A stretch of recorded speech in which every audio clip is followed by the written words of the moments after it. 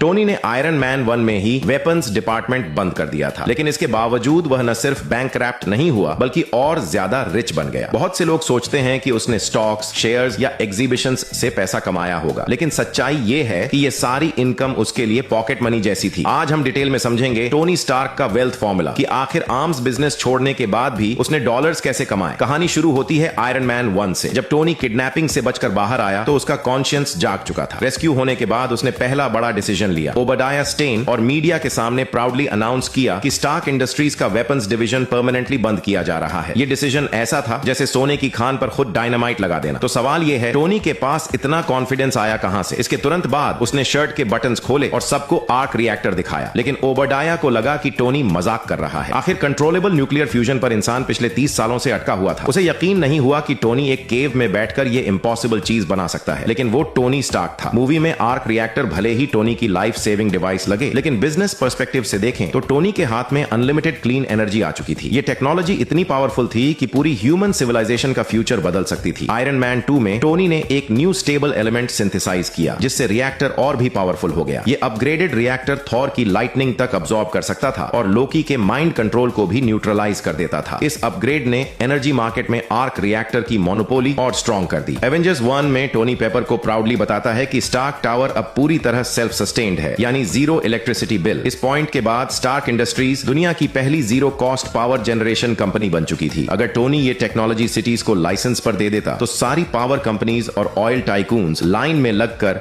Yes daddy बोलते। Weapons बेचने से कहीं ज्यादा फास्ट और ज्यादा प्रॉफिट इस मोनोपोली से आता। इस डोमिनेंस की कंफर्मेशन 11 साल बाद स्पाइडरमैन नो वे होम में भी मिलती है। जब इलेक्ट्रो मार्वल मेन यूनिवर्स में आया तो उसने इमीडिएटली फील किया कि यहाँ की इलेक्ट्रिसिटी ज्यादा प्योर और ज्यादा पावरफुल है, इतनी पावरफुल कि उसकी अनस्टेबल बॉडी तक फिक्स हो गई। इसीलिए हैप्पी के अपार्टमेंट में आर्क रिएक्टर देखते ही वो लिटरली ड्रूल करने लगा। डॉक्टर ऑक्टोपस भी इसकी वैल्यू अच्छे से समझता था। अनलिमिटेड एनर्जी उसका लाइफ लॉन्ग ड्रीम था और अब कोई उसे ऑलरेडी अचीव कर चुका था। लेकिन टोनी सिर्फ इलेक्ट्रिसिटी बेचकर ही पैसा नहीं बनाता था, वो केओस को बिजनेस अपॉर्चुनिटी में बदलने में भी एक्सपर्ट था। यहाँ एंट्री होती है डैमेज कंट्रोल DC की, जो स्पाइडरमैन होमकमिंग में ऑफिशियली इंट्रोड्यूस हुआ। ये ऑर्गेनाइजेशन टोनी स्टार्क और यूएस गवर्नमेंट की जॉइंट वेंचर थी। सोचो, चिटोरी इन्वेजन ने न्यूयॉर्क का आधा हिस्सा उड़ा दिया, अल्ट्रॉन ने सोकोविया पूरा देश ही उड़ा दिया, तो एलियन डेब्री साफ कौन करेगा? इंफ्रास्ट्रक्चर रीबिल्ड कौन करेगा? यहीं स्टार्क इंडस्ट्रीज लीड लेकर आया। सुपर हीरोज डैमेज करते हैं, Stark Industries alien tech recover करता है और सिटीज रिपेयर करता है। गवर्नमेंट इसके बदले मैसिव बिल्स पे करती है। लेफ्ट हैंड से डिस्ट्रक्शन, राइट हैंड से रिकंस्ट्रक्शन, ये कहलाता है परफेक्ट बिजनेस लूप। वॉर हो या पीस, स्टार्क इंडस्ट्रीज की इनकम स्टेडी रहती है। तो हाँ, टोनी स्टार्क सिर्फ जीनियस साइंटिस्ट नहीं था, वो एक नेक्स्ट लेवल बिजनेस मास्टरमाइंड भी था।